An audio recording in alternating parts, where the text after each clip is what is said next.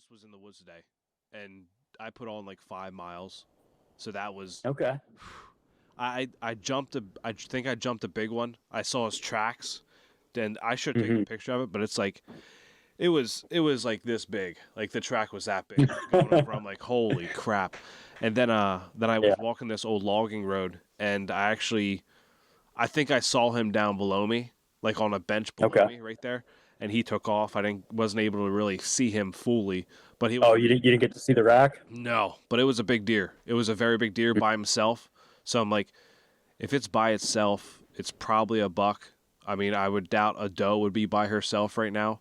I don't really see Yeah. that Yeah. You happening. don't see too many does right now. Everything's kind of getting into like yarded up for winter time and Right. stuff. So I I uh I jumped a bachelor group of bucks today as well, and I had two mature ones and two smaller 6 points or 8 points. But I mean, usually when you do find them alone like that, it could be a big old buck too. I mean, it's kind of hard to say though. Yeah, yeah. I'm this area, and I was just going through. I pulled two cameras in this area that I let soak from.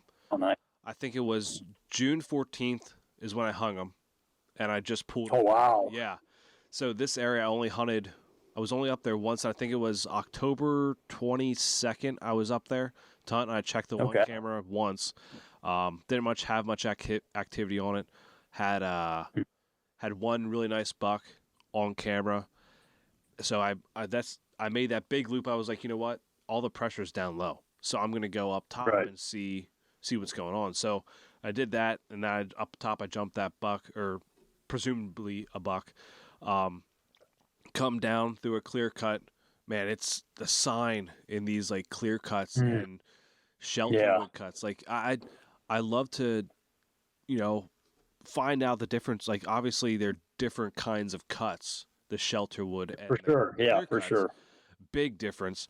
But it's man, the sign in both of them, like the shelter wood is like they seem to be, from what I saw today, they seem to be feeding a lot more in those Hmm. shelter wood cuts. But then the clear cuts is like that bedding where they have also food and Oh yeah. browse type stuff, because the shelter wood, they were digging around inside there. Like it was unbelievable the amount of sign that I saw, just feeding sign alone.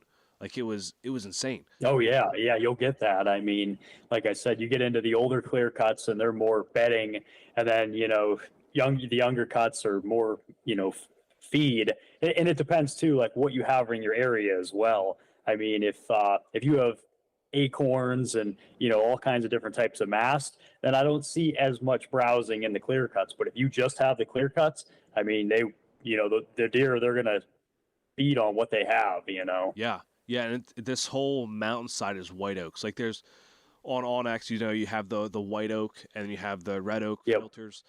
It's like the whole thing is yellow, but then there's like those little dots of red. Like there's very Hmm. few, seldom of them. Um, Complete opposite of where I'm at down here in Lancaster County. Like I feel like there's more red oaks than Okay. there are white oaks. Um, but man, I was coming through there. I pulled the one camera, and it seems like from the time it was like I would say November 1st to about the 16th or the Okay. 19th is like this one camera was absolutely on fire. Like there was big bucks daylighting. They started daylighting right around the 9th, the whole way to the Well, that's 16th. good history, at least some Yeah. intel. Yeah, and there was good ones there. Like I'm like really good ones like I would take in a heartbeat, put it that way. But Okay. then I came to the one that I checked earlier in October 22nd, Yeah. and there was an absolute, like if I would name deer, I haven't really named deer yet, but like man, he would 100% be called the freak show. Like Really? I That's exciting man, though. I'll send you a picture then, but like it's just a funky Okay. rack. Like it's like it doesn't even like one side comes around. I would say he has at least five on one side, and then the other side he Yeah. has like it's almost like vines, almost like it comes up and like just all over the place. Like I'm Sounds like a freak. yeah. I was like, oh my god! And he's just standing there, and I have him on camera 3 times, and it's like I think the first time on the 9th is at 4 a.m. The next time is the 10th at 5 a.m. And then I think the 11th is around 3 a.m. So like, I'm like, man, I gotta throw a bunch of cameras on this side of the mountain. I have to. Oh yeah. Yeah, if you get something like that, I mean, now did those white oaks produce too? Yeah, it looks like they were producing. I know up on Okay, Tom yeah, Pass. that could be a big part of it too. I Yeah, mean, you could get a year where they don't produce and you might not get nearly the daylight activity, especially like in that November time frame. I mean, it seems like from at least where I'm at, areas with mast, I mean, you're pulling in a lot of does into those areas. And when you start to get into November, those does are feeding there at night, early morning and, possibly before dark. And those bucks are really cruising those areas, scent checking for those does because the does are constantly getting up and, moving around. So the bucks kind of have to as well. And I usually notice a lot of, good daylight activity in places like that. yeah. The one thing that I learned today was actually because when I hung that one camera, so the first camera, not the one that had the big guy on it, Yeah. I followed. There was a trail that went out that way. I now figured out that that's probably more of a human trail, but during Okay. rifle archery season, it's not used at all. Mm-hmm. And I followed. I kind of came from the opposite direction that I came from and hung the camera, and from the shelter wood cut. And there is a Yeah. heavy trail going into that shelter wood cut that's purely a deer trail. Big rubs, big shit.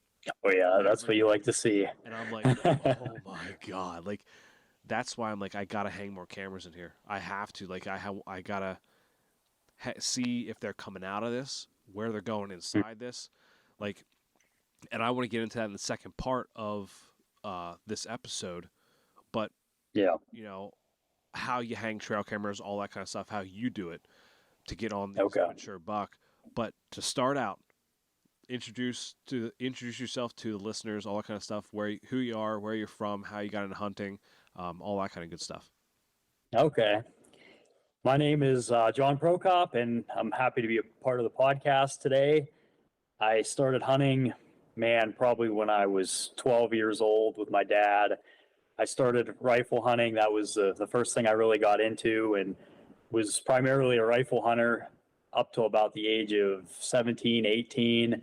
And then I, picked up my first bow, but I absolutely fell in love with the woods. I mean, ever since a young age, I mean, I was just always obsessed with what type of deer lived in an area. My dad would take me fishing when I was 13, 14 years old, and I'd be like, "Oh, Dad, what kind of bucks do you think are here?" Like we'd be fishing all over the county, and I was just so infatuated with these big deer. And it's just one of those things that over the years it's really grown, and I'm almost addicted at this point. I spend as much time as I can outside, and I'm an avid shed hunter. I've been doing that for about 8 years now, and you know, I Uh-oh. and you know, Oh, so you froze a little bit there. yeah, I see that. Well, It might be my Wi-Fi doing that. it's all right. It happens. I mean, there's always technical difficulties with that. I mean, honestly, like Yeah, it is what it is. yeah, yeah. So you're an avid shed hunter. You love chasing after these whitetails. You love big mountain bucks. You love just Oh yeah, public land all the way. oh yeah, yeah. So when would you say like that addiction? Like I wouldn't say the addiction to what you're doing now probably started with the rifle. Like I imagine the addiction really started right when you transitioned to the bow hunting. Yeah.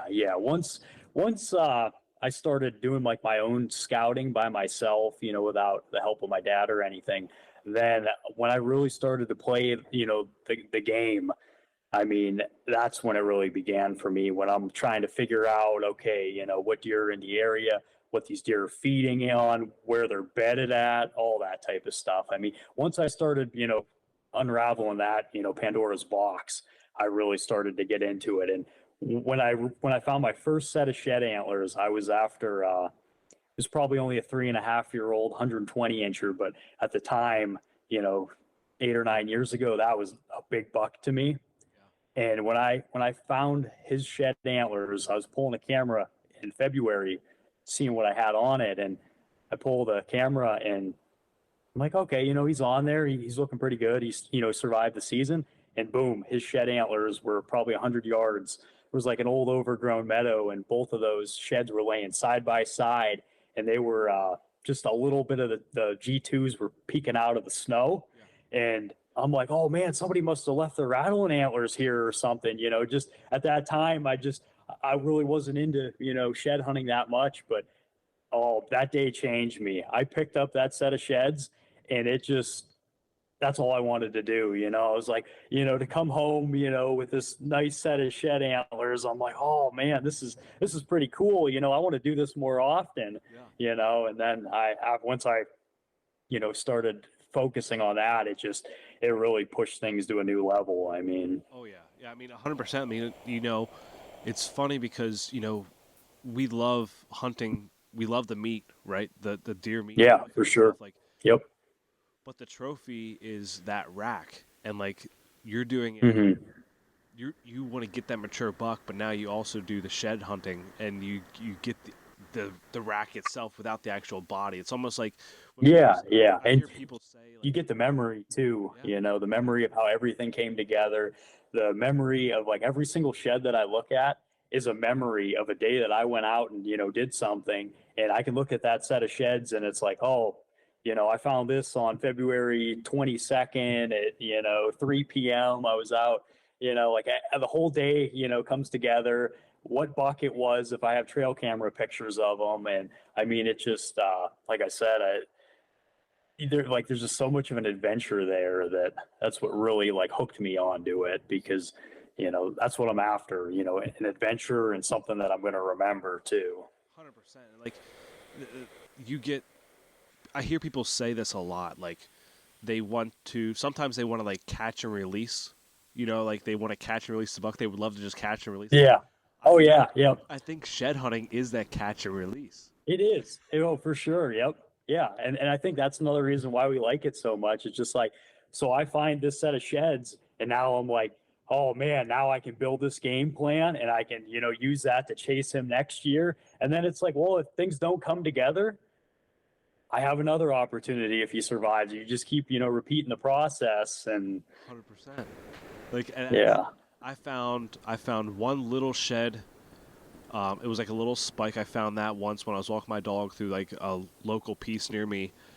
Okay. And then recently, my parents got a new camp on Bald Eagle State Forest up near that way, and I was walking I know that in the Laurel general area. Yeah, and Bald Eagle is huge. Like it's massive. And, it's rocky. It's steep. There's a lot of laurel. I mean, there's a lot of good places to get away there, though, too. Yeah, and there's some big buck. I know that. I got some on camera this year, which are absolutely insane to me. They almost look like elk. My dad says, like they. Oh wow! The way they're there are freaks, Yeah, but I found one shed in the laurel on the, I guess it would be the north side slope, on a heavy trail. He was walking right on there, and it was just laying right there. It was a small little 3, like it wasn't anything impressive, but I mean that was my first real shed, I would say, that I found. So that I'm. How did it make you feel, dude? I was like, let's freaking go! Like, let's go! Yeah, dude. There's like a little dopamine rush when you find them. You're just like looking around, and then it's just sitting there, laying there, waiting for you. And it's like gives you a little high almost. Yeah, absolutely. I mean, it's one of those things. Like, I feel like you probably speak better to this. Like, I feel like once you find one, they're easier to find. Like once you they blend in so well. Like it's not like a bone. They do. If you don't take your time and really slow down, you'd be surprised how many you actually miss. I mean, when I really start to get into, shed hunting hard here, the next 3 weeks to a month, I mean, like I'll really slowly grit off these hillsides and stuff. And wherever there's food, that's usually the first places that I'll hit. And I mean, you just take your time, because I've had, some that I've almost even stepped on. I was that close to them and didn't see them. They can fall in so many different, positions too. So Yeah, it's funky how they fall sometimes. Like they can just completely fall underneath leaves. Like it makes you wonder like how many sheds go unfed yeah. and how many deer. I've always thought that like in the big areas like up in Elk County, Clinton County, Potter, out in the Allegheny. Oh, Clinton especially. Yeah. Dude, I loved it up there so much. But like it makes me always wonder with the area up there how many buck or deer in general die Hmm. just of old age because they just get so big, they just die of old age, and their racks and stuff are never found. Yeah, it's more than you think, I would say, because I mean, with the extensive amount of cameras that I use and run, there are a lot of old deer, in those areas you just, described. I mean, and I had a few bucks I was hunting this year that I know 100% they're 7.5, 8.5 years old. And, I didn't kill the one I was 100% dead set on. I thought I did for a split second, but almost identical to the one that I killed. But I mean, it just, he's going to be 8.5 next year. So I mean, how many years does he actually have left? Yeah. Maybe another year or two. I mean, if maybe three. But Yeah. you get to you get to 9, 10 years old on public land. I mean, that's a long life out there. 100%. So speaking of that, since you brought up, what you killed a nice buck this year, let's get into your season. Like, how did your season go? Like, did it feel long? Did it feel like it was too short? Like, what? Let's walk us through your season from like pretty much opening day to when you killed. Okay, yeah. So, I mean, I don't want to say it didn't drag out in the beginning, but like opening day, I wish I could have hunted more evenings, because the setup that I was hunting was this big oak flat, completely surrounded by mountain laurel. And the way the wind blows, if it would blow from the west or the north, it would be blowing right into bedding. So I would have to literally hit it on a south wind. So that was limiting some of my days to hunt right off the bat, because I had to wait for a particular wind, because every single time I'd get in there with a west wind, I mean, it would be blowing right to the point of this laurel where everything was bedded at, and completely booger me up. So I kind of laid back my first couple weeks. I ran a ton of cameras. I did a ton of different scouting. Usually on any given year, I'm in 7 or 8 different areas running cameras. And, I usually, when I get to October, I decide on one area that I'm going to 100% give it my all, and, target a couple specific bucks. But I kind of laid back for the first weeks. I hunted some Saturday evenings in that spot, hunted a couple mornings, but not a ton of success those first 2 weeks. But right around that third week of October, I mean, that's a magical week. I started, getting on some pretty good bucks that I've been following for a while now. And it just, I had one of those seasons where I was, at the right place, but I just was not in the game 100%.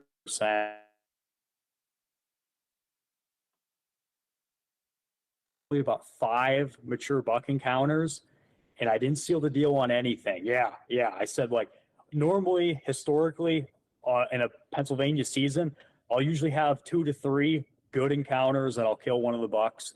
But I mean, it was just getting started, and I already had 4 or 5 good opportunities. The big eight I was after, I had him right at 40 yards the one day. Just no good lanes, and I'm very particular. I will not take a shot if I don't feel 100% in it. There's nothing worse to me than wounding something like that, a buck that I've been chasing for years, to wound him. So I'll wait and lay back. It hurts to miss opportunities, but I'm not letting that happen. So I'd say once we got into about the first week in November, I actually had a little bit of a slowdown for 3 or 4 days. I did an all day sit. I think it was November 1st or 2nd. And I mean, it was the first day that we got snow. And historically, I usually have a lot of success on those days. I mean, once you get that first snow of the year, it seems like all the deer are up and moving, 8:30, 9 a.m., a little bit later, in the morning. and I didn't have it on that specific, event. But then as we started to, get into the season a little bit longer, I was grinding it out pretty good. I was hunting every morning till about noon, and I think it was November 6th or 7th. I had my big 8-point that I was after. I had him literally walk behind me at 40 yards, and just no clear shot on him. And I'm like, how many more opportunities am I going to get at this thing? I've already seen him twice now. And the next day, I moved my stand to where he crossed, and he moves right where I was sitting at that the day before. Oh my gosh. Yeah, I couldn't make it happen. Just one of those years where nothing really wanted to play through. I was seeing them, I was in the game, but I couldn't get it done. Okay. So I think your audio is off. Is it off? Okay, no, I can hear you now. But so the day, I think it was November 14th, the day that I ended up killing my buck. Okay. Yeah. I got set up that morning, and I believe I think it was a south wind, and I had my number one target again cross underneath me 15 minutes before shooting light. I could see him, but I couldn't see my pins. So, I mean, just, third opportunity with him, just cannot get it together. And then I sat there for about 35 more minutes. I'm like, okay, maybe he'll come back through. He actually came out into the flat, and I thought he was going to be coming back to bed, but he was doing the opposite. And then I think it was 7:45 a.m. I had two different 10 points they were my number 2 and number 3 buck. They came by chasing a doe like almost at 8 a.m. Just 40, 45 yards, just dogging this doe like crazy, and just no good shot opportunities, nothing like that. So I had to let those ones go too. And I'm just like really kicking myself, because I'm like, I just had 3 deer that I know are 6.5 plus, between 130 and 140 inches on public land, come by my stand. I'm like, this season ain't going to come together, and I'm at that point, I'm like 14 days straight of hunting. Yeah. Every morning I'm out there, and then I'm going into work, and just starting to get kind of run down by the end of it. And I ended up making a last minute decision, and I switched one of my spots out. There was another ridge very, very close, and within probably, I don't know, quarter of a mile, I'd say. And with those bucks dogging the does like that, they could end up anywhere too. I mean, they get a buck gets on a hot doe like that, I mean, he's gonna go wherever she takes him. Yeah. Oh, yeah. So I ended up pulling an ultimatum, and I ended up switching the ridges, and I ended up scouting it about the week before, and I mean, it was tore up. I mean, there were so many fresh rubs and scrapes, and I mean, there was so much deer sign on there. I knew I had to hunt it. Right. So with the wind direction, the way it was forecasted, it was a perfect opportunity to jump in there for the evening. So that's exactly what I did. Wow. I ended up backing out of there, got to the ridge, and I got set up on it. It was about 3 p.m., which was a little later than I wanted to, but it obviously ended up playing out pretty good. But so I got set up, and like I said, there's white oaks, there's red oaks, there's acorns all over this ridge, and it's historically doe bedding. Mm-hmm. So there was like 7 or 8 doe beds. They were all just concentrated up on this ridge. And if you run into that during the rut, I mean, that's exactly what you're looking for. Oh, yeah. So I had 3 does come underneath me within 15 minutes of being on that ridge. I'm like, okay, pretty cool. And then about 15 minutes later, I heard some scratching, and I look out the ridge. There's 3 longbeards out there just, digging around under the oaks. So I'm like, oh, that's a pretty cool spot. If I don't kill anything, it was still a fun hunt, So I'm watching those turkeys, and I just glimpse back behind me, and I just see this rack just coming straight at me cruising. And I mean, I'm lucky I got it together like as fast as I did, because I see him, he's full cruise, there's probably a doe that crossed there this morning, and he's hot on her trail. And I quick move, stand up, get knocked, get my release on. And I mean, at this point, he's probably at 35 yards, just coming straight in. And he couldn't catch my wind because there was a bunch of blowdowns like strategically behind me. So like he was kind of coming at a crosswind of me. So I was okay. Yeah. And I got ready. I drew back on him. He was about 35 yards, standing like right behind this big red oak. And of course, he holds up, and I'm sitting there for over a minute, just full draw, ready to, get him as he walks out of this oak. And he's just holding up. And I'm like, oh crap, I might have to let down. Well, then all of a sudden he just shifts and he starts to quarter pretty hard into this laurel, about 28 yards. And I put my 30-yard pin on him, and I released, and everything felt good. And sound of the shot was perfect. And I saw him, he took off back behind me and literally crashed at 50 yards. I mean, just fell head first. Just, he was dead standing basically. And I mean, it was nice, just no track job and stuff. I still, even seeing him crash, I played it safe. I was, staying put for a little while, because the last thing I want to do is, kick him up, chase him all over the place. I'm like, I'm going to give him some time. And right about 5 o'clock, I got down and got up to him, and he didn't go very far. Man, that's awesome. Like, first of all, to see that many buck. Yeah. Oh yeah. Amount of time, like you had a extended, you had a period of time where you had all these deer around you. Like that's to me, like that takes a lot of work to put yourself in that position to be. Oh, for sure. Even see like that. To me, if I saw that many buck, like if I didn't even get one down, like it's like that's success to me. You're right. You're completely right about that. I mean, and looking back on it, it definitely, even if I wouldn't have killed, it would have been a successful year. I mean, there were just so many nice deer around me. And like I said, the scouting was the main, driver of the success, because not every single area is going to be that productive. Mm-hmm. Not every single area is going to have that many mature bucks in an area like that. So, I mean, you really have to cherry pick them and find, these areas of, high mature buck density, basically. Oh yeah, 100%. Like there's no doubt about that. It's one of those things that, man, it's crazy, like you can do all this scouting. Like I feel like I put a lot of time into scout and all this kind of stuff, and oh yeah, man, sometimes it doesn't produce anything. You got to find the right sign, the right.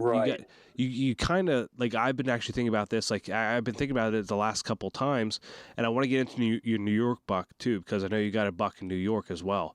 So we'll tell that too. But like, man, it's just like, you scout so much. Sometimes you over scout. You know what I mean? Like you can go into an area and be like, I feel like the piece near me, and that's kind of why next year I'm not running any cameras down here. I'm done running cameras down around me.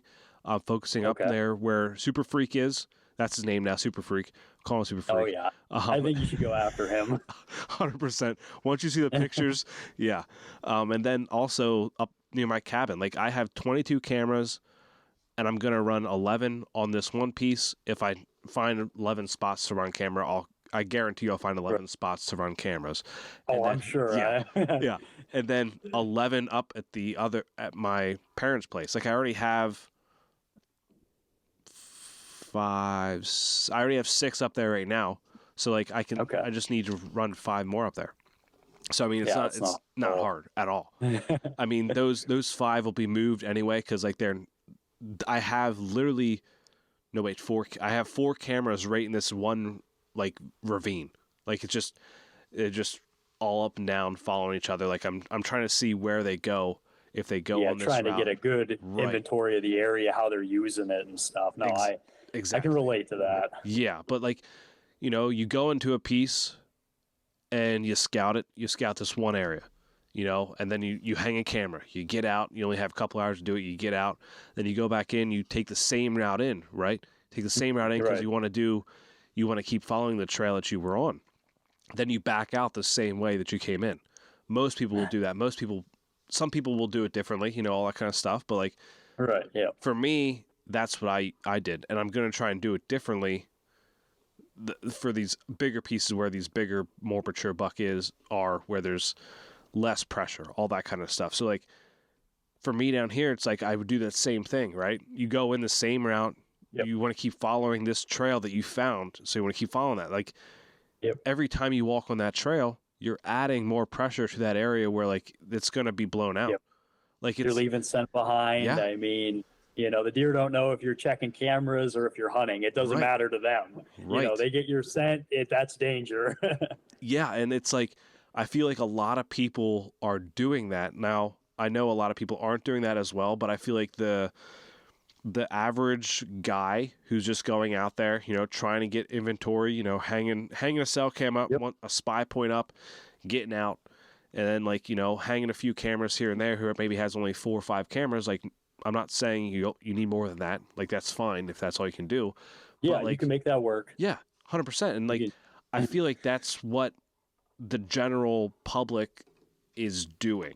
Like taking the same route and trying to break it down little by little, but really in retrospect, you're blowing that spot out because of all that.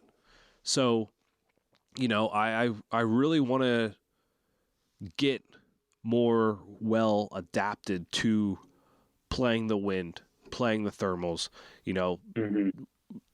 going out. I've even thought about this. Like my daughter now, like she's 10 months old right now.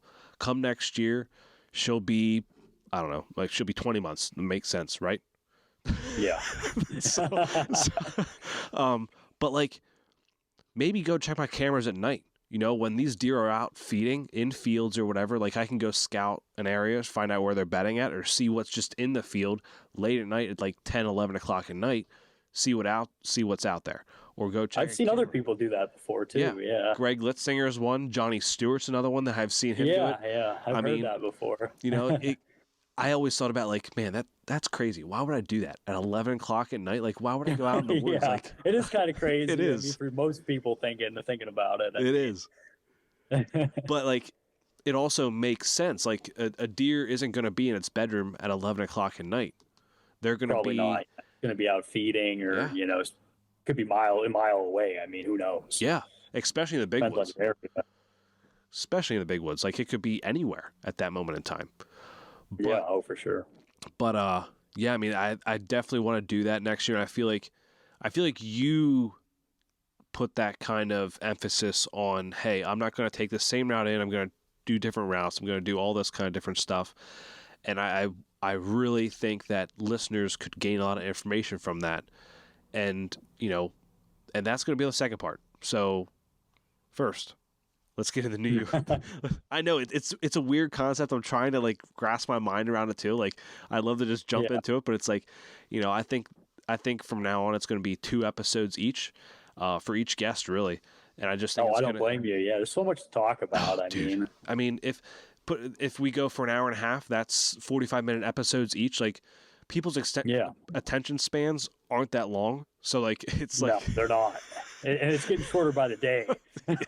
Yes, it is. Just like our days are getting, I think I saw a post the other day. It was like, we gained 1 second of daylight. Yeah. I was like, I saw something like that too. Dude. Okay. So let's get to New York buck. So you got your PA buck down. Is it going to be a shoulder mount? Yes, sir. Any mature buck with a bow to me is automatically a shoulder mount. Heck yeah. I'm right there with you. Like I said, I'm going to look at that mount and I'm just going to like relive that whole entire season where I grinded, like I said, 14 days straight of hunting and seen all these different mature buck. And that was the one that sealed the deal. Oh yeah. Yeah. I mean, just like those shoulder mounts behind you right there. I mean, those are nice buck too back there that I'm sure you can look at them.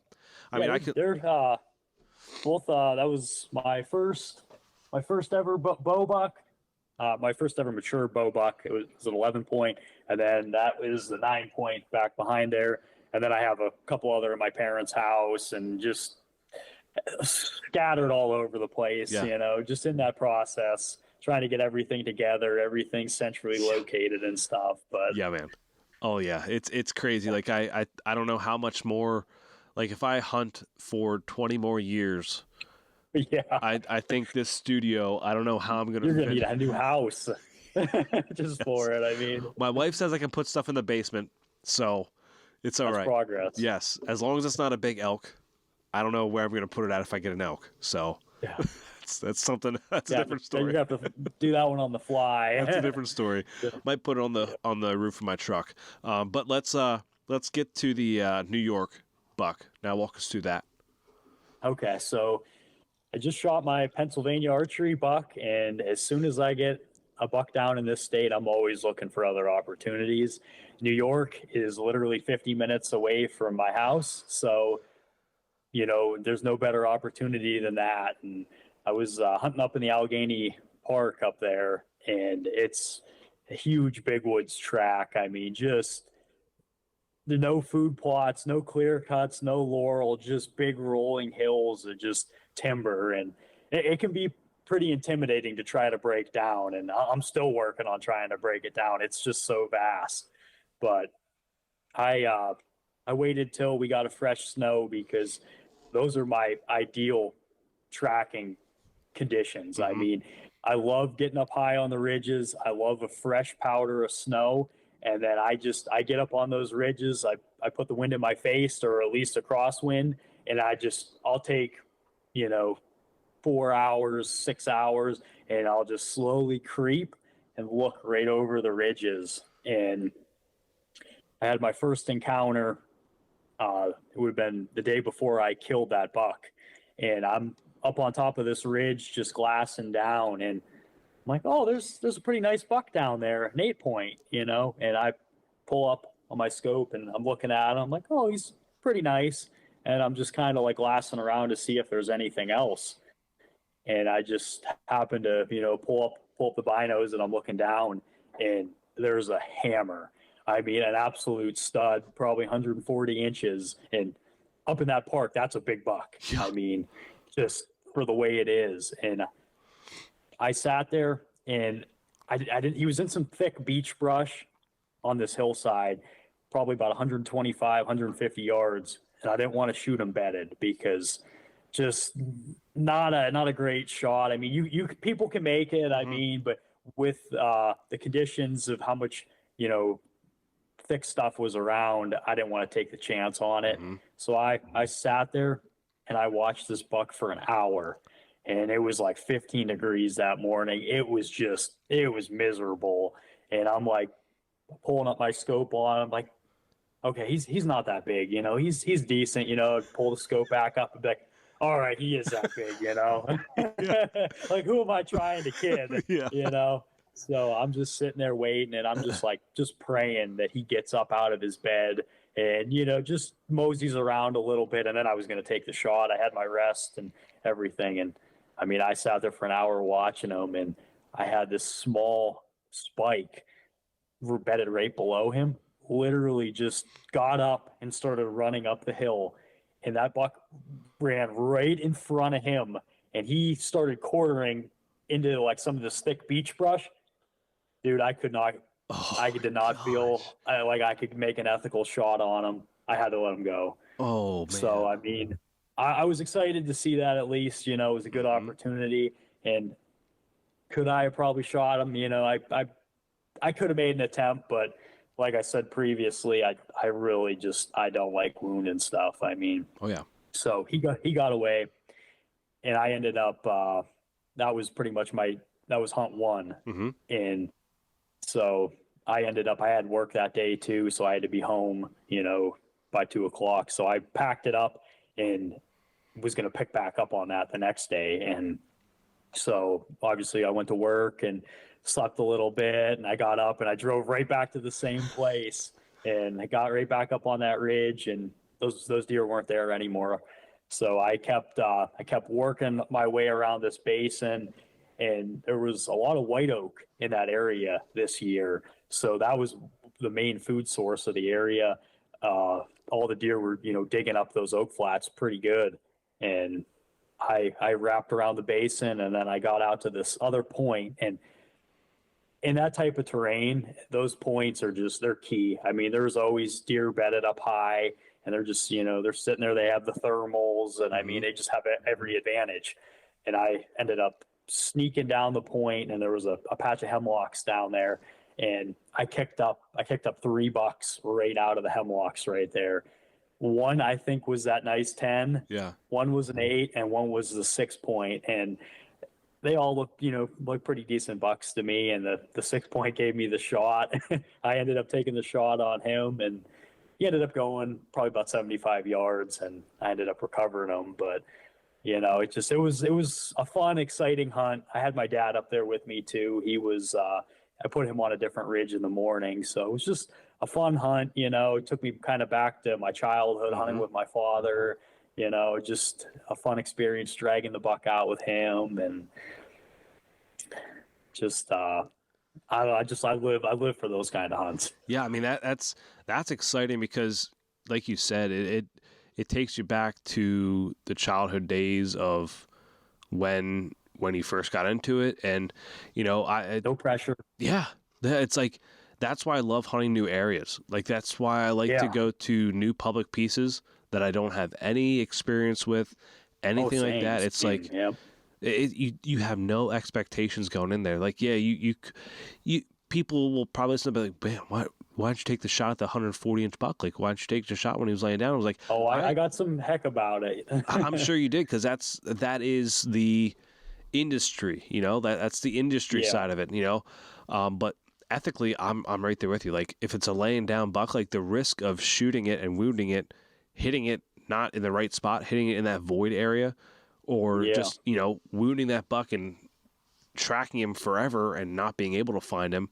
or that stuff ruins my season right there. I'm 100% with you. Like I haven't wounded anything other than the one when I first got into archery. I shot a crossbow, and I was in the mindset of like, I'm shooting a crossbow, I can pretty much shoot anything. Like if it's running, I can still shoot at it. That's the typical, when you get started, that's the typical mindset. 100%. Like, I can take 100-yard running shots with this thing. Yeah. No, that's not the case. Yeah, no, it's not. It was a bad shot. The buck ran I tracked for 700 yards.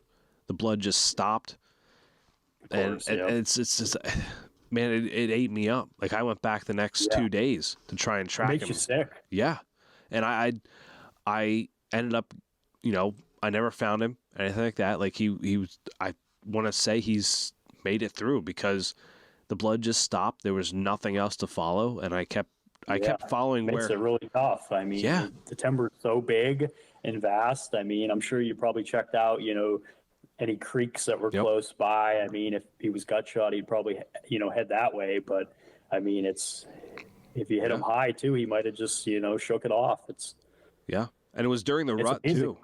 Yeah. Like, so he can run for miles on the rut. Like if he's jacked up like that, like during the rut, like he's going to run for miles. Like his adrenaline's going to carry him for a long time. Exactly what's going to happen. Yep. And I like you said, I checked the creek. Like the way he ran, he was going, there's a creek down that way. And I was like, okay, I'm going to go right to that creek after that I lost the blood, go down that creek because, if it was a gut shot, then that's where he's going to be headed to. And no sign of him down there, nothing. I was checking the Facebook pages all the time. Like everyone found, like people say like, oh, I found this buck, all that kind of stuff. Like I was searching everywhere. No, that's an impressive effort, trying to reach out that way. I never really thought of that, but no, that's a good idea. Yeah. I mean, it's one of those things, and I think a lot of people should take that approach too. Like if you've bedded, I never really thought of it like that, but I mean, that's a good idea. Just use every avenue that you can to find this thing. Yeah. I mean, the one thing that I think is kind of, deterring that kind of is like the drones right now. The drones are big in trying to find, deer. And I think people are jumping right to that conclusion, jumping right to the drone instead of like trying to do everything else they can possibly do instead of getting more technology involved into it. Like everyone has an opinion about it. I think drones are okay in certain situations. When they start being used to scout areas and, all that kind of stuff, I think that's when the line's drawn for that. Yeah. I think when drones start to be used to, harass any type of wildlife, just, say you have some bulls that are ready to shed their antlers or something, you got drones flying around them 24/7, or trying to locate big bucks with it. I mean, anything that can put any additional stress on wildlife, I would say a big no for that. But I mean, in terms of helping, somebody recover their deer, I mean, that's, it should be okay in my opinion. It should be, and I think you should take all the precautions you need to recover that deer. Like, first put in the effort you can first to try and track that deer down, then get a dog. Maybe if that dog can't find it, then go get a drone. All that kind of stuff. Because I think like the law in some states are if they find it with a drone, you can't go recover it. I think there's a state that's like that where you if the drone guy finds it dead, he can't tell you where it's at to go find it. I saw something similar to that not too long ago. I'm not 100% sure the legislature, but I did see something very similar to that. It's a very gray area for a lot of the drones, and it's there needs to be a cut and dry answer, and leave it at that. Either they're legal, they're not legal. Just make it straightforward. Don't need to beat around the bush with it, I don't think. I don't like gray areas either. I like yes, no. I don't like maybe, or well, if you get caught, it's bad. Like, no, I don't want. I want yes, no, and that's it. Well, if you do it this way, it can be good. If you do it this way, you're in the wrong. But so it's like the e-bikes, sometimes it's like, okay, well, on game lands they're not legal. State forest, they are legal, and it's like, they have to be. It's a can of worms. The one I did talk to an e-bike guy. He said that the one way around it, and I hate when they say the one way around it. It's like that's automatically like, okay, this getting sketchy. Yeah, if you can pedal it. So like if you can pedal it, you can use it, and there's pedals on it. But yet, if you have an e-bike that has pedals, why are you gonna pedal it? Exactly. You're not going to. I don't know. It's one of those things. I mean, it's completely one of those things. So all in all, like, what would you rate your season? Like, do you think how would you rate the season overall? Well, I would say if I would give it a scale of 1 to 10, I would probably give it a 9 out of 10. Okay. Just in terms of, okay, my scouting did what I needed it to do. So everything that I did in the winter months and, leading up to the season, everything by that book was good. Yeah. And then I look at it for, my shooting and stuff. I shot one arrow this year. I made a good shot, on the buck. And that was, pretty good in my opinion. No follow-up shots of any kind. But the one thing that just takes away from it a little bit is just I kind of got into this mindset where I was like, I wasn't thinking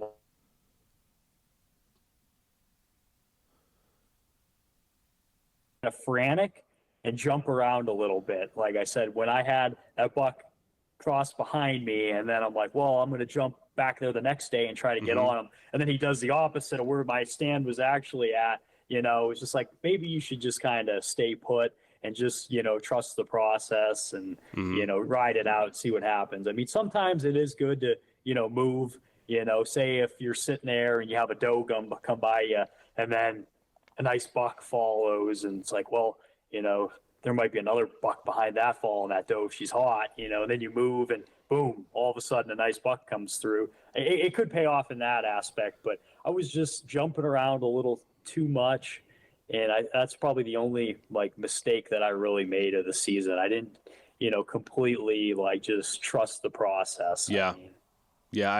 I feel you, because I definitely think with the mobile setups, it's easy to jump around. It's easy to jump around now. Exactly. It's very easy. I still do that, even though I'm like, you know what?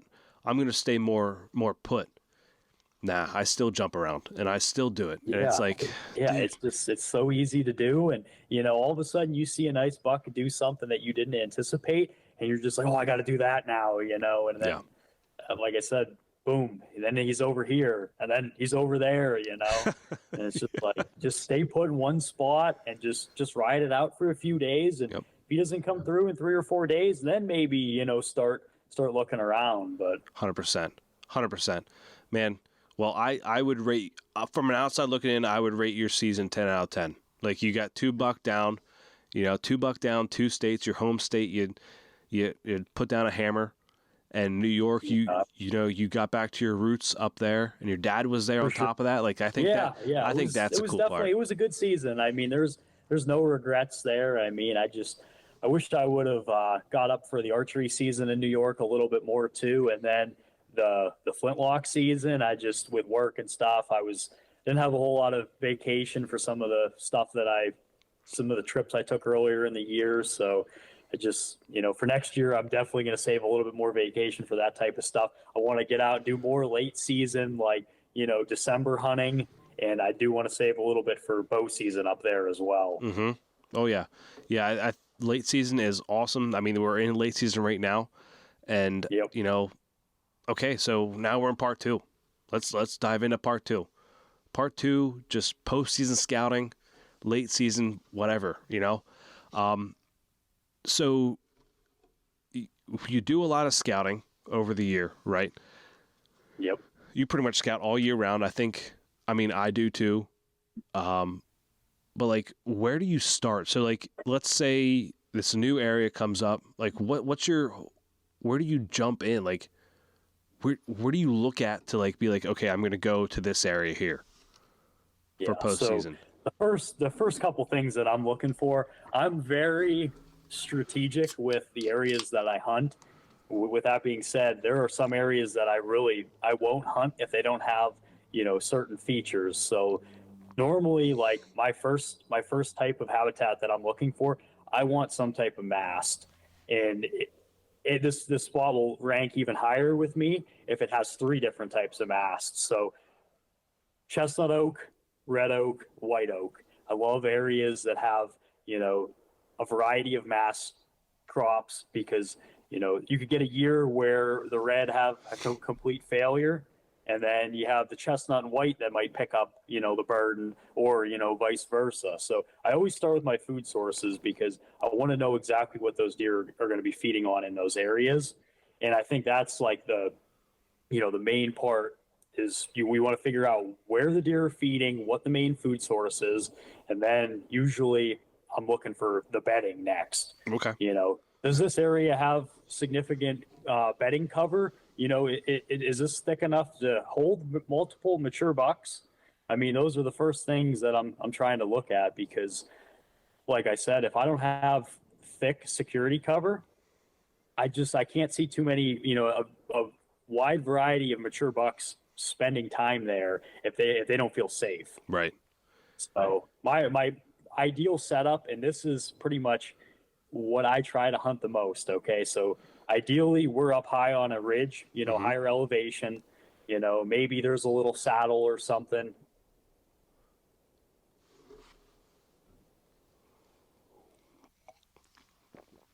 It's kind of hard to find all these things in one spot, but they do exist. And number 3 would be like mountain laurel, like a nice thick security cover that I know these deer are bedded right here, and I can get as tight as I can to that bedding with the right wind and just wait them out, Mm-hmm. Okay. So I start with those things, and then, when I start to run my cameras and stuff, I'm looking for, when I walk these ridges, how many rubs and scrapes I'm seeing. If I get to a spot and there's hardly any sign, I might run a camera or 2, but I mean, that's not something that's screaming to me that I'm going to jump in and hunt. Mm-hmm. I mean, yeah. So when you say you're up higher, like, are you up in that upper third, or are you up on the very top of that mountain? I can be anywhere from the top to like a couple topo lines down from the top, depending on like how that cover comes into play up there. Right. I mean, if it's straight up on the top, I probably will hunt straight up on it. Like the buck that I killed this year, there was a ton of mountain laurel right up on the top of that ridge, and I set up right at the entrance to it. Okay. And so I was all the way dead high, at the top of that ridge. But like I said, that might change though if the security cover is a little bit further down the ridge. Right. But obviously, as you go down the ridge, you're going to have to play with the thermals and stuff a lot more. And it's kind of nice being up high because you don't have to deal with that nearly as much. Now, do you when you're up high, like in the hunting side of it, do you sense more of a swirling effect, or the wind is just true the whole time? There is some swirling. I mean, especially hunting Pennsylvania. I mean, there are some days you'll get south, southwest, west. I mean, north, northeast. I mean, you do usually get a little bit of a variation on it, but as long as I, keep it at like a crosswind at max. I mean, I don't like my scent blowing straight into the bedding. I lose my confidence in the spot. If my scent is blowing right where I anticipate that buck coming from, it makes me lose confidence in the whole entire sit. So, like I said, because especially in this plays into like early season. I mean, I can't get away with any, bad winds essentially, because those bucks, they're not rutted up yet. They're on bed to feed patterns, and they're the most wary they're going to be all year round in that early season. But as that starts to, shift a little bit, does start coming into heat, they're up and cruising more, you can get away with it a little bit more. But like I said, I wouldn't want, just a straight wind blowing right into that bedding area. No. So even so if you're hunting the morning in the early season and you're going to have that wind that's going to go in there, do you, even with the thermals coming up, do you think like at that 9 o'clock time frame, do you think that would usually about the sun starts coming up and then then you kind of get that thermal pull. Yeah. Do you still worry about that even with the thermals coming up? You think the wind overpowers the thermals? Oh, I would say probably going to depend on exactly where you're set up on the ridge and what side you're facing, the sun's coming up, but I mean, for the most part, I usually play more with the wind than, the actual, like the thermal pull too. Right. I mean, and you said about the entrance to the laurel, because like when I was up in Clinton County, there was a big laurel, like doe were in there. A lot of doe were just bedding in there. It had like a straight cutoff at the bottom and a straight cutoff on top. And there was like community scrapes up on top. There was like one tree with like 4 scrapes underneath it. Oh, nice. They love to scrape on that mountain laurel too. I mean, that is definitely one of the preferred, mountain laurel, hemlock, beech, grapevines. I mean, those are all just great scrape locations. Yeah, so that scrape though wasn't hot until September 19th, I want to say. Like it was all summer long, no action on it, and then when their velvet was off, then they would hit it. I got a few bucks hitting that, but then they would hit it sporadically. So go ahead. Would you say that were there acorns in the area too? I mean, because those deer might have been moving around more if mast was dropping and getting them outside of that laurel and stuff. I mean, they might be hitting that scrape a little bit better if there's food actually right up. There might be more bucks, concentrated up in that laurel too, if there is food directly, in proximity to it. There was a ravine that they would cross, and I found that there was actually feeding the opposite side of where this scrape was. So like they were feeding really good on those acorns right over there, but not where this scrape was. So there's no food really where this scrape was at all. It was just kind of I think the wind had to be right. I only ran a camera there 1 year and that's it. So like it was the last year I was up there at this cabin, and I wish I could have ran more. I wish I could run more up there. Honestly, it's just 3.5 hours, 4 hours away from my house. It's like, I'm not going to, that stuff gets tough too. Yeah. I mean, because like you look at it, how many times are you going to get to hunt something like that? Maybe a handful throughout a season, but but it probably has a good feel to it. It's all big woods, and Yeah. I mean, I do get it. Yeah, it was a cool area to find, but then during rifle there was pressure right there. So like, you had that time frame of when to do it, and it's very interesting to me that you go to the tops when you see a lot of people going to the bottoms. And I think do you see more buck up on top, more deer in general up on top because all those people are hunting the bottoms more? I mean, I would say that could definitely be, the case. If there's a lot of people down low, I mean, it could, kick the deer up higher, higher elevation. But from what I've, seen hunting over the years, I mean, most of the deer in this park, they bed up high. They always use that. If they have it to their advantage, they use it, Okay. where they'll bed up high, they can see, they can smell. I mean, and that's why I've always, pick the high elevation areas, because like I said, I know the deer are already up there. I mean, you get into the bottoms. I'm not saying a bottom can't be productive, but I mean, I would probably look for like a certain characteristics. Like that bottom would have to have like thick cover on it. I mean, I wouldn't be hunting any bottom unless it was like just pure rut and stuff's running wild at that point. I'm always, when I hunt, I'm always very close to thick cover. Okay. I'm very rarely out in the open. So like I said, most bottoms around here, they're pretty open. So I don't really, I don't focus a whole lot of time on them. And are you primarily, you say you run cameras, Potter, Clinton, elk. What's your primary area that you like to hunt the most? Oh, I hunt a lot out towards like the Allegheny National Forest. Okay. Yeah, out that way. I mean, it's just, one reason too is just genetics. I mean, there's better genetics out that way than some areas closer to home. I mean, I posted on my Instagram story a few weeks ago, and I had just I had a camera on video mode all year round on this doe bedding area. And I mean, it was just does all summer, fall. And then like, as soon as it got to the third week of October, nighttime buck pictures, and then nighttime buck pictures turned to daylight buck pictures. But so on this camera, I had 5 different buck on there that I know are very old deer. I've had on camera for years, just don't have the genetics to what I'm after, just, they're the genetics in some of these areas, they're not as good as some of the other areas. And when I started getting out into that area specifically, it seemed like every deer that made it past 4.5 years old was a really nice buck. So that kind of got me to shift out of some of the areas that I historically hunt.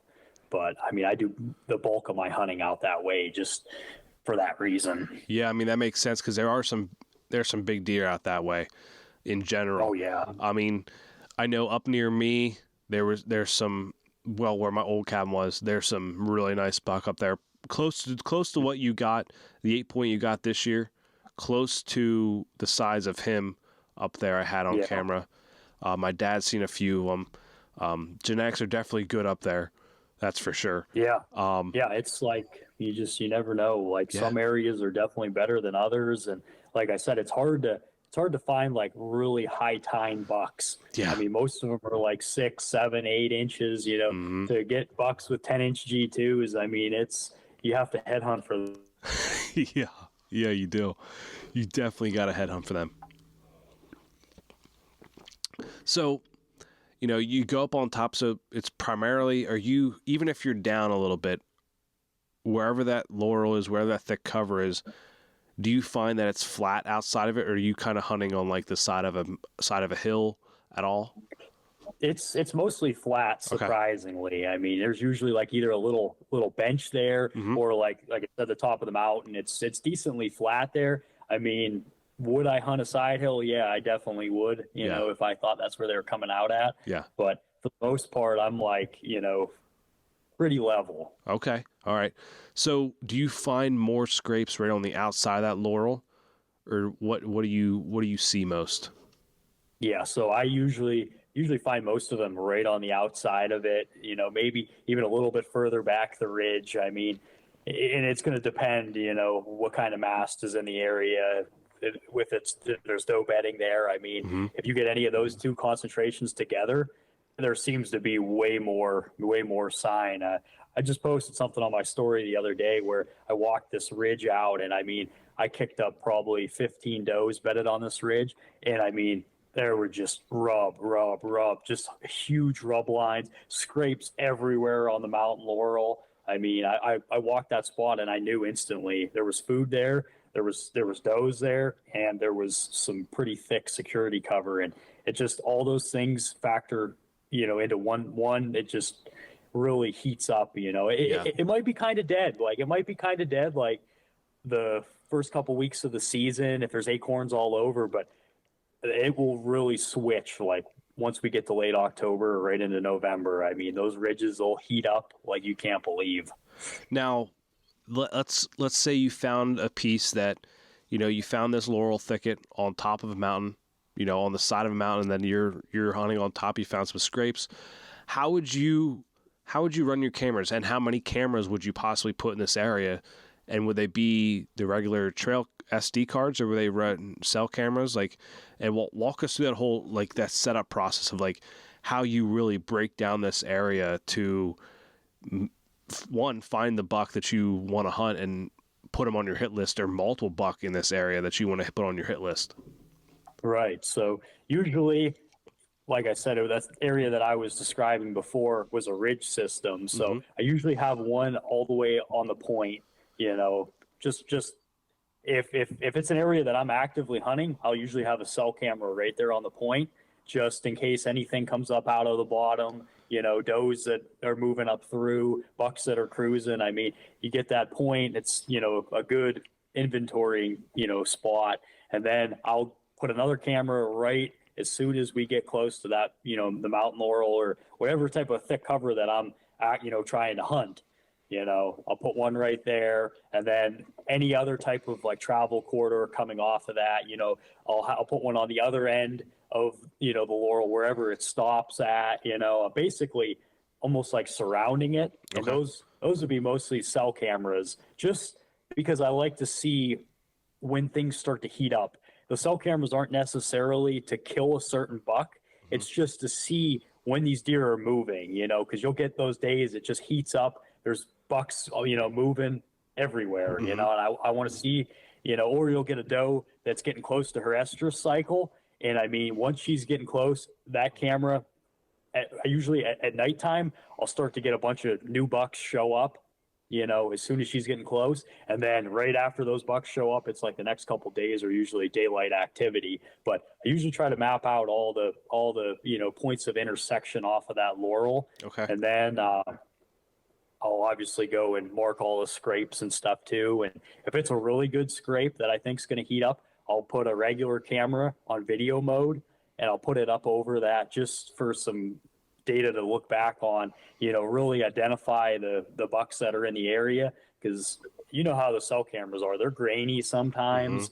You can't really tell what's going on, the angles. I put most of my cameras up pretty high just so I don't have to deal with bears and people stealing them. So like I said, I'll always, run a couple SD cards on these scrapes on video mode just to really get a good look at, these deer. Yeah.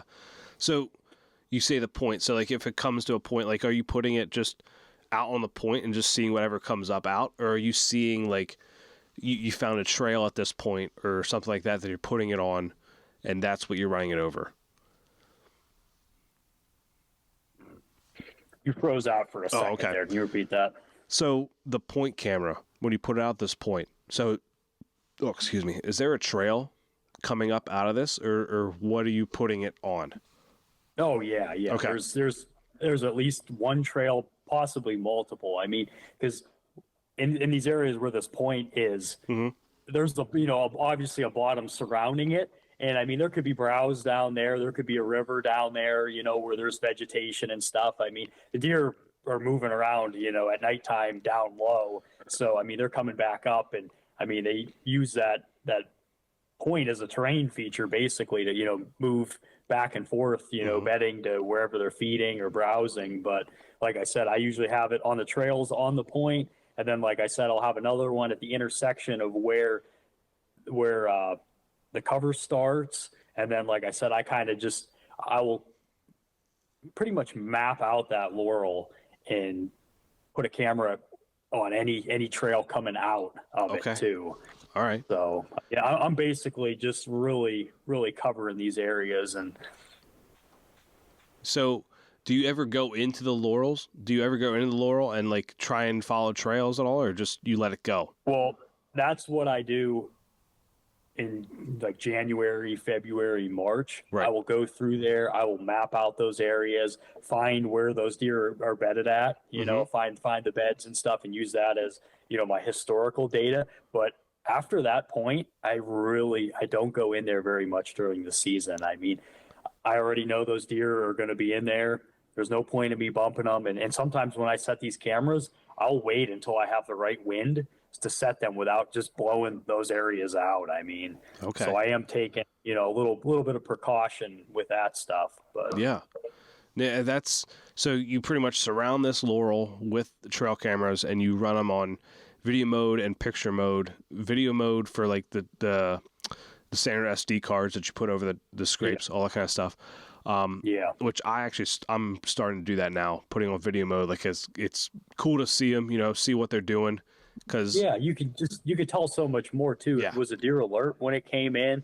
I mean, sometimes I'll have like, you know, just a regular camera, you get a picture of a doe running through and that's it. Put another camera on video mode there, and all of a sudden there's a, you know, giant buck in daylight following her, you know. It just video mode just gives you so much more, you know, data to go with. Yeah. Do you see more like in the early season?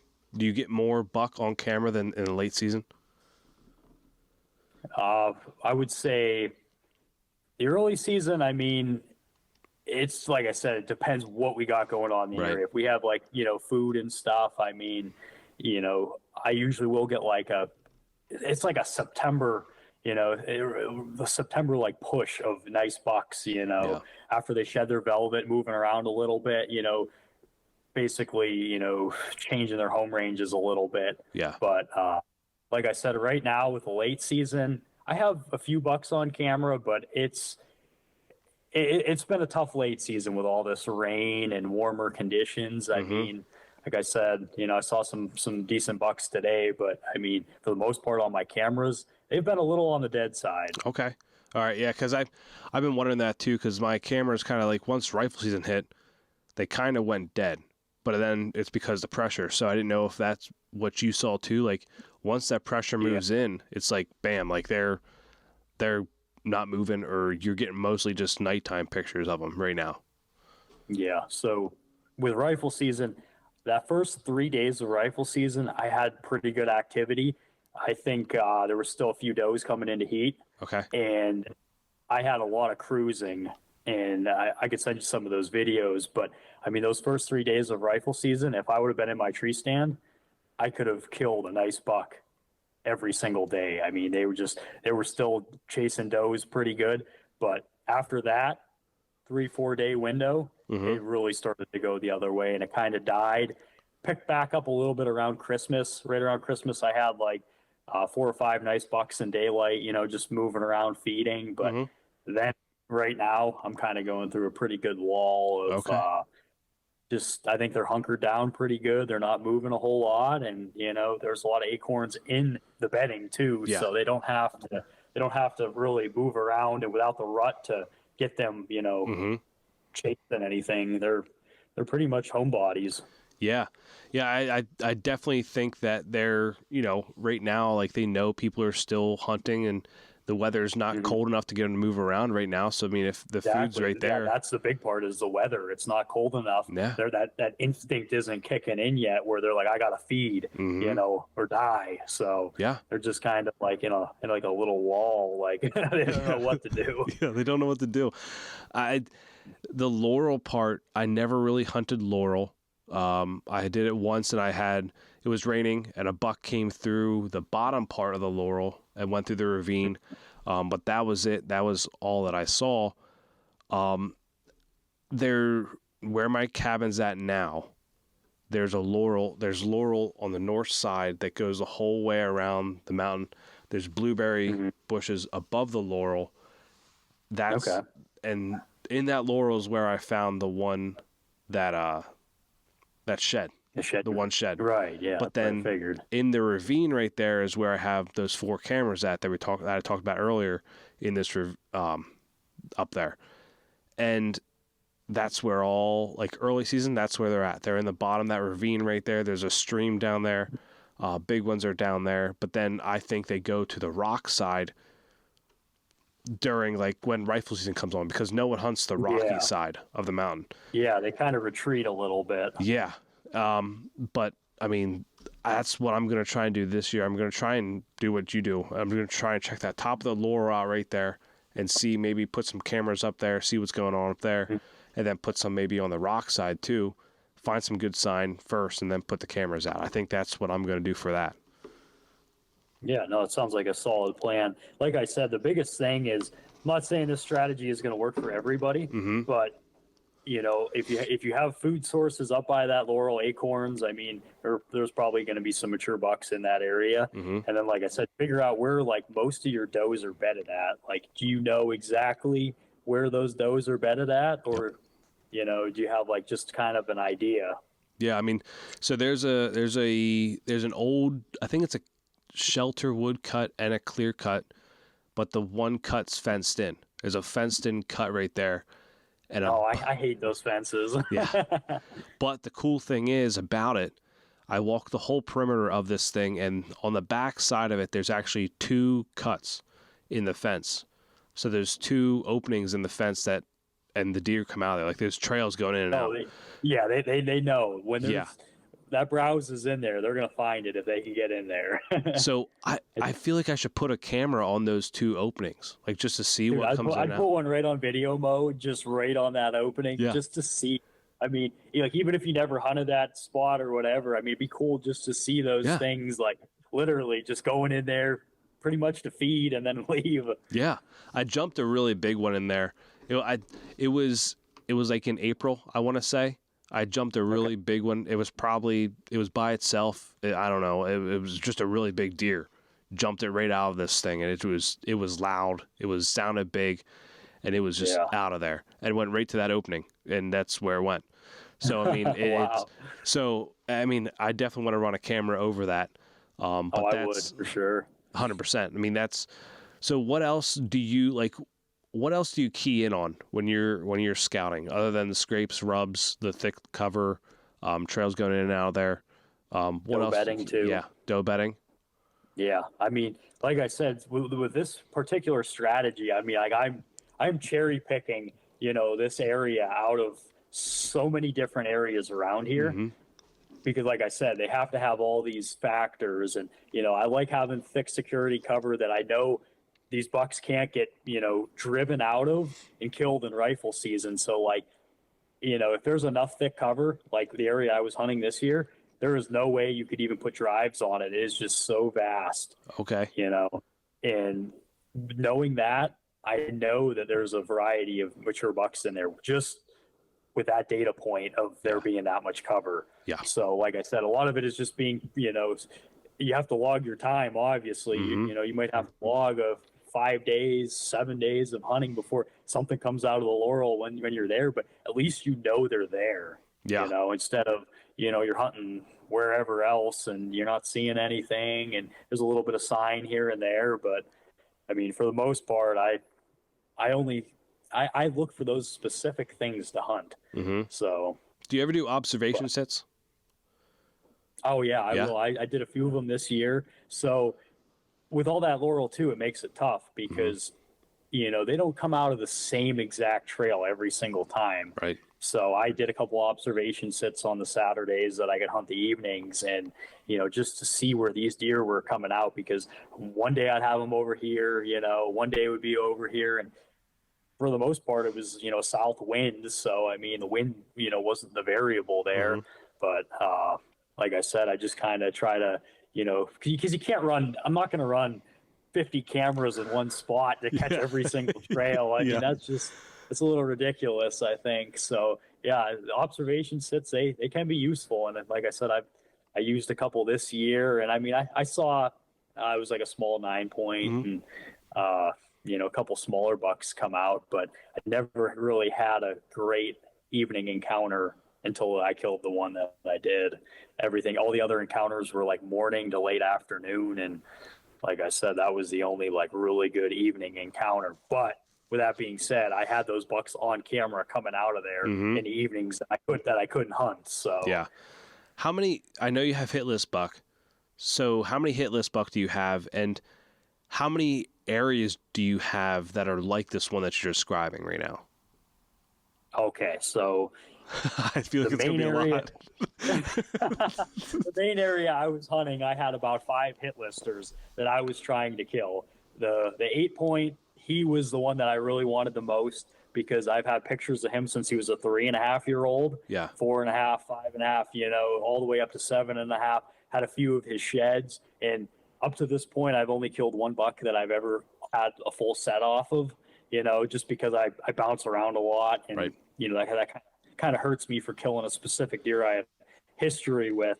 But like I said, I had sheds off of him, so I really wanted to seal the deal because I don't know how much time he's got left. He's 7.5 years old. So, but that was one area that I had 5 specific bucks that I would have, if I would have got the opportunity, any one of them, I would have been happy with. But then I also had one more area that this was actually more like clear cuts and, doe bedding type stuff. There wasn't any mount laurel or any type of mast, but I had one giant buck that I was after, probably low 160s, I'd say. And, just awesome frame on them. And I really wanted to try to figure this buck out a little bit more because it's such a vast area and, just clear cuts everywhere, just really hard to like find a specific pattern for these deer. But I had 2 really good bucks that I would have been happy to, kill there. But then I had probably 3 more other areas that I had cameras where there was one spot in particular where I really didn't want to hunt, but I had a set hung there and I had some cameras and I had 120 inches in daylight.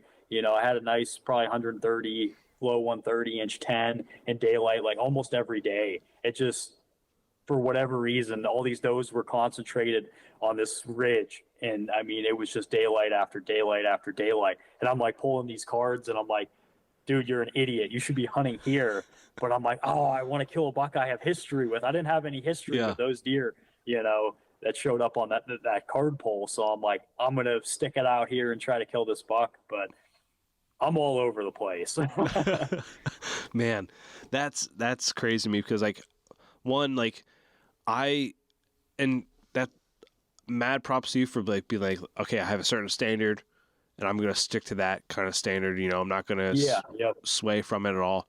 Me, it's like, I'm still to the point right now where it's like anything that gets my heart beaten is like what I'm going to shoot. There's nothing wrong with that either, Not at all. And like I went down to North Carolina, I told you about that, and I shot 2 8-points down there. And they're maybe 100 inches at most. Like it's like, but they're big for North Carolina. For North Carolina, they're actually like the above average type size deer. Right. Like the average size deer, the good size deer, mature buck down there is like an 8 or 10 point. So I got 2 8s. So it's like the genetics down there are just a little different. But yeah, I mean, that's 120 inch, 130 inch buck up in the Allegheny National Forest. That's on the, I don't want to say it's on the smaller side because that's a good sized buck that's in Pennsylvania in general. But like the Allegheny National Forest holds some absolutely massive buck. So like, you got to have a certain standard. I feel like up there or out there, you've got to have a standard up there. So like, that's cool that you have those areas broken down. It's like, you know what? But now probably when you shed hunt, you're probably going to go in there to where you found that 130, that 120, be like, man, I'm going to try and get some history with this now. So like next year, dude, the process just keeps repeating itself then too. And like you look at somebody like myself, like, oh yeah, I have all these spots lined up, but it's like, this is year after year after year. And it's like the stock market. It's like a compounding effect. Yeah. Oh, I look at this area and I learned, what terrain features these deer use. And, Okay, next year I'm learning this area. And I've been doing that for, 8 or 9 years where I've been putting on 750, 1,000 miles every spring doing this. So like it eventually, just adds up. And, the first couple of years, it might not seem like much, but, you get to year 9 or 10 and it's like, you actually have options and it feels pretty good. Oh yeah. Yeah, for sure. I'm eventually getting there, like slowly with these new areas. I'm starting to build them up and build like this spot we talked about earlier, where I have these big buck on camera. It's like, okay, I let the camera soak all year. Now I want to get more cameras up there to let them soak all year again to see what happens, like build that history with it. And I think that'll be pretty cool to do. That's a good part of the process is just learning as you go, like that's how I am. I'm out there and like just taking in any type of, information that I can figure out there, where these deer are at, where I'm bumping these deer, what they're feeding on over here, how they're bedded. And, I'm out there, 5-6 days a week, just taking it all in and enjoying the process. It compounds over time. Enjoying the whole thing. So now, I love it. Now we have some listener questions. So, oh boy, yeah, here we go. it revolves around. So that's why I didn't ask too many questions about scouting because like literally everyone else asks questions. So I was like, well, okay, I'll just let them do it. So the Keystone Hunt asked doe versus buck bedding, and when do you find the most, or where do you find the most of them at? Like, what would you rather hunt? Oh, what would I rather hunt? Yeah. Okay, so early season, I would rather hunt buck bedding. Okay. Just because they're not moving a whole lot at that time. It's strict. It's bed to feed patterns. But as the season progresses, I would rather hunt doe bedding over, you get into November, I would rather be hunting doe bedding than I would buck bedding. I mean, just because I feel like they're always transitioning a little bit. And just with my trail cameras, I've noticed, deer all of a sudden, holding up on a ridge, where a couple does are just completely like out of the normal where I thought he was at. Yeah. So like I said, if I'm hunting these does, at least, one of these deer, it might not be my target buck, but one of these, mature bucks I'm after might, slip up. So right. I feel like it's just the best bang for your buck that way. Yeah. So he also asked, do you focus on thermals at all? We kind of answered that in the beginning. You don't really, you rather play the wind than the thermals. I'd rather play the wind. I'm mostly up high, higher elevations where I'm not, halfway down the mountain and I have to, worry about it, or in the bottom and stuff where I have to worry about the thermals a whole lot. I mean, there obviously are some, but I play the wind a little bit more than I do the thermals. So this one kind of connects to his first question of doe versus buck bedding. Hunt buck bedding or cruising paths between bedding? What time frame would this be? Let's go. I mean, if you say during the rut, it's pretty much you hunting doe bedding at that point, right? Yeah. Well, yeah. Like transitions between multiple doe bedding. Yeah. Like I said, it just, you look at hunting season and you have so many different things that happen, and from late September to November, to December. I mean, there are so many different shifts that it's hard to just like generalize one type of hunting for everything. You know what I mean? Let's do, okay, so rapid fire. What would you do early season? Early season, yeah. I would be the tightest, high elevation, thick cover, hopefully you have a food source that is getting them out of the cover, and I would be holding up as tight as I could to that cover and just waiting it out. Okay, so then the mid-season, so like that November timeframe, the November and rifle timeframe.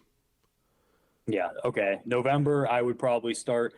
I mean, I still hunt thick cover, but I would be transitioning more to, doe bedding type setups. I mean, I wouldn't be just strictly, where I thought that buck was bedding. I would be more like where the majority of deer activity is taking place because, Yeah. So December, January. I would be back to, it would almost be like early season again. Okay. I would be, but here's the thing. I might switch it up a little bit. December and January, if we start to get snow and cold temperatures, I might start, hunting more south facing type stuff, southeast facing slopes, if they have food sources, because, if it gets cold, they might be yarded up there instead of, and just some thick cover, in the middle of nowhere or whatever. So there you go. There you go, everyone. That was a quick breakdown of like the paths right there. Yeah, just jumping around. I mean, do you use sheds as a hunting location for, like, say, late season? Okay, so late season, they could be a very good location. Right. And I'll give you an example real quick of a buck that I killed last year. So last year I did my elk hunt and I didn't have a whole lot of archery time because I was 100% focused on that. Mm-hmm. And I ended up killing a buck in rifle season that I had the sheds off of. Okay, well, I found these sheds on this south facing slope, browsing in ferns, and it wasn't a giant by any means, but it was an old heavy buck.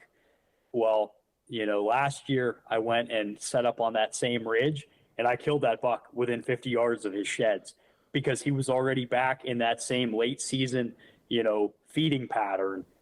So he was, right back in his normal core area for the wintertime. But if you're using sheds like mid-season, early season, it could be good, but it's hard to really, say. It depends what type of area you found it in, Mm-hmm. What type of food source too. I mean, if you found it in ferns where he was digging in fern bulbs and you're hunting that in September, that's probably not, you're probably not going to come together for you. But if it was an oak flat and there was thick cover nearby, he could be there still, I would say.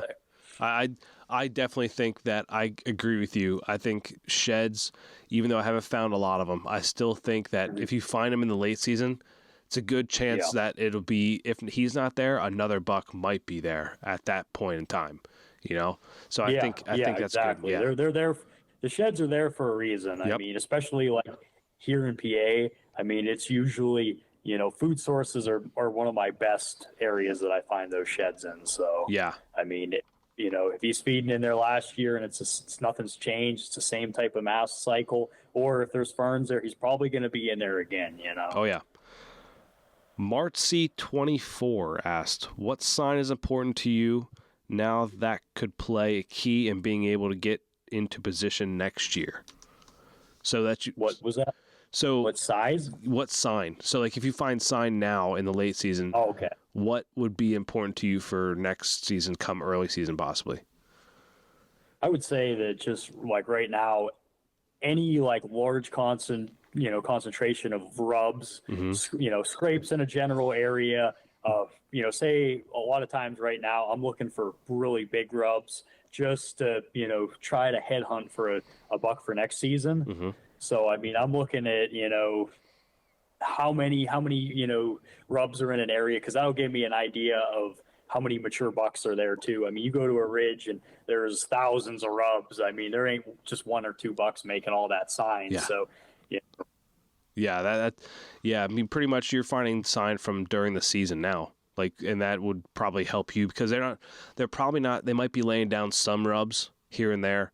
If a doe's in heat, they may be laying down some scrapes, but primarily you're just trying to find the stuff that they were doing in the early season at some point. Oh, for sure. Yeah. I mean, they still rub, like, especially if, you get a little bachelor group of bucks feeding in an oak flat, Mm-hmm. It is very common for them to rub and it's not scrape, but hit antlers and Mm-hmm. stuff. I've had that a lot on my cameras, just any antlered animal, just, I don't know if it's just an urge or what, but they're always, just messing around with each other a little bit, sparring and stuff. So, Oh yeah. Yeah, definitely. It depends on the aggression too. Mm-hmm. Do you find a difference in finding elk and whitetail sheds, like in the areas? So whitetail and elk are actually very similar to what they will do. I mean, elk are bedded just like whitetail do. I mean, they're usually higher elevations for those elk. I find a lot of them like, up towards maybe the first couple topo lines from the top, usually on some type of point with hemlocks, and they hold up there. And right now they're feeding on acorns. They're digging for fern bulbs and stuff too. if there's ferns in the area. I mean, they're very similar, similar areas to, how I find both of them. But, Okay. I mean. Wow. Okay, cool. You wouldn't think that. You think they'd be completely different because elk are obviously more, grazers and, whitetail are more browsers. But like I said, you get the food plots that close up in the wintertime. They have to take what they can get. And it's exactly what a whitetail does too. Absolutely. For the most part. Yeah. One Logan Butler, feeding or bedding sign for sheds. What do you focus more on? Oh, 100% feeding sign. Okay. All right. Yeah. So where they're feeding at is where you go. I would say 75% of those sheds come from, number one is going to be like big red oak flats in the timber. Just if they obviously have acorns. Yeah. I mean, you get a big flat in the middle of nowhere, with food in it, you're going to find sheds there, if somebody doesn't beat you to it. Right. But I'd start with, red oak and then, fern bulbs on south facing side. They really, if there's no acorns, a lot of times they're digging in the ferns pretty good. And then, you get into other food sources. Dewberries are, pretty dominant out in like the Allegheny National Forest and stuff. And years that we get a cold winter and some snow, they really key in on those dewberries. And then you have, your clear cuts and those types of stuff too. But food sources all the way. Okay. Jake Belinda asked, average distance you find mature bucks from road or access? Ooh, the average distance? Yeah. I mean, yeah, that's a tough question. I mean, because there's some areas I hunt that have, very few roads. And then there's other areas that I hunt that, that aren't that far, a mile to get in or whatever. But I mean, I would say that if there's thick cover near that road, there could potentially, be some nice bucks in that area. Yeah. So I couldn't give you like an average distance from the road. I mean, I've never correlated that before in my life. But I think you should next time. I'll think about that'll be a goal for next year. Be like, all right, I need to the average distance you travel. Yeah. So Wieland Adams, do you find more sheds in clear cuts in the fringes / transitions or the middle of the clear cuts? A lot of times if I'm shed hunting clear cuts, it's usually like on the edges or the fringes of it. Because a lot of times too, there's, ferns and stuff around the edges of that clear cut. And I mean, they will dig around it as well. I mean, but, I find some occasionally in the middle because, I mean, they can drop anywhere. You know what I mean? Mm-hmm. They obviously are going to shed where they're spending the most time. But, I mean, that buck could be, feeding on the edge of that clear cut for, a couple hours and then all of a sudden, move to the other side and it happens to fall off. So, I mean, I usually focus on like the outskirts first and then work my way into the middle of them. All right. Hunter 33. You kind of already answered this before. Hunt bed or food. Hunting bed to food. Yeah, hunting bed or food or shed bed or food. What's your preference? Hunter the Hunter, what a guy. I mean, it's one of those things, it depends, like I said, and they're both good, you know what I mean? They both have their place and time. Yeah. So. It's almost like you want to hunt both. You want to hunt if you hunt that bed, you want to have food source there as well. Yeah, that's what I mean. It's just and shed hunting, you want to also, just like the clear cuts, sometimes they better than clear cuts, you're hunting the outside of it where they're heading to the food. So it's like it's pretty much the same for both. You want to hunt that, well, they always say like hunt that bed to food route. So you kind of want to just do that. You just kind of want to check the bedding and the food source to see where the sheds are, and you want to hunt the bedding where there's also food. Right. Exactly. So it's kind of like there's no preference. You kind of want both in the same area. You don't want to just have a bedding in an area. You don't want to just have food in an area because there's no reason to be there. Yeah. I mean, like I said, it just with how many different types of setups you could hunt. I mean, with hunting, there's so many different styles. So many different, like mass type of, rotation. Like It's endless, man. It's endless. It is absolutely endless. It is endless. There's so many variables that it just like, you basically just, you find your sign and you use the wind and hunt as close to the cover as you can where you think this deer is coming from and log the hours. I mean, I think sometimes we overcomplicate it too, sometimes you just overdo it where you're just like getting in your own head. And I've had times where it just, I got up on this ridge, I looked and there was so much sign there. I'm like, okay, I'm going to just hunt this. I might not even had a camera on the ridge, but I just all of a sudden scouted a day and I'm like, okay, the sign was hot. It was fresh. I'm going to hunt it, got up there and hunted it and, either killed something or, had an encounter or whatever. But it's like I said, it just sometimes we just overthink things. We want to do as much research as we can, and sometimes it kind of hurts us. We over research is what it is. Like you do over research. It's almost like when you overanalyze anything. When you're in school, you overanalyze it. You can overstudy things. Like you overstudy stuff. Like that's what I'm saying. It's just like sometimes it's better to just read the sign, go in, find that sign, like historical, fresh. Like if you can find historical, fresh scrapes, bedding, food in an area, like put some cameras up, run them, and just like we do this. I do this podcast, and like it's I want to learn as much as I can because I'm still learning. For sure. And it's so am I. I'm definitely I'm no expert. I mean, I'm just a guy who's logged a ton of time out there. Yeah, I mean you never want to be the smartest in a room, right? Like you never want to be that guy. Yeah. And I feel bad for the people who think they are the smartest in the room, and same. Yep. It's just a bad mentality to have. But man, I've had you here for almost 2 hours now. I know, man. It's gone fast. Like I said, it has. I feel like we could, push it another hour or two easily as well. Easy.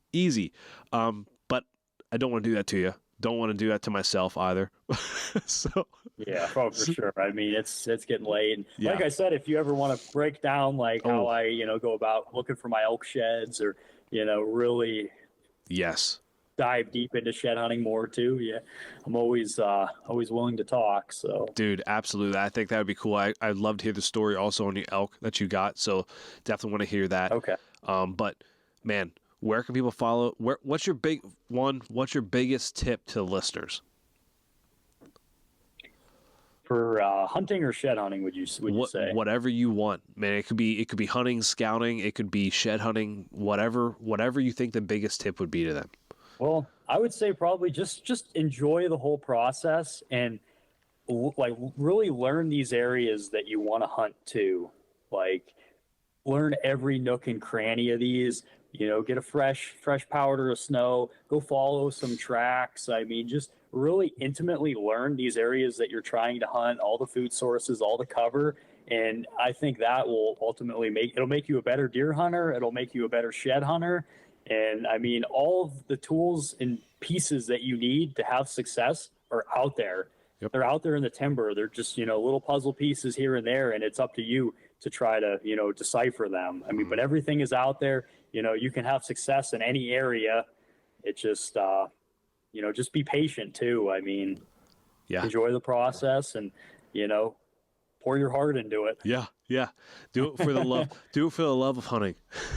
Yeah. Do it. Just, don't do it with any expectations. Don't get caught up in, I need to kill this buck. Yep. And, especially if you're first getting into hunting, don't fall into that trap. Just kill something that, makes your heart skip a beat. It's a cool story for yourself, and then slowly just grow over time. Yep. And, you can let your expectations grow, as you get to a certain level. Oh, yeah. Yeah. Where can people follow you at and, ask you questions if they have any questions about it? Yeah, you can follow me on my Instagram, John Pro28, and I should have a YouTube channel coming here pretty soon. I'm going to start really recording all my shed hunting, some scouting. I'm trying to get more into self-filming. I did a little bit this year, but it's it's a challenge, doing Yes. it solo. But like I said, I do have some other stuff in the pipeline that I'm trying to work on, and I think the YouTube will be a fun one. Yeah. So Yeah, man. I'm gonna be excited to watch it when you get up and running and see some videos. And I look forward to chatting with you again about your elk and some more shed hunting stuff. yeah, yeah. If you ever make it out this way, you're more than welcome to hunt with me sometime. I Dude. mean, you know, Absolutely. always up on the table. So, and like I said, it'd be cool to, show you exactly what I look Mm-hmm. for, because it's kind of hard to describe everything. It sounds pretty general, but Yeah. I mean, I said I have these areas cherry picked, and I mean, it just, you kind of have to walk it and like go through everything that I'm seeing too. So 100%, dude. 100%. Man, once again, thanks for coming on the podcast and look forward to chatting with you again. hey, I appreciate it.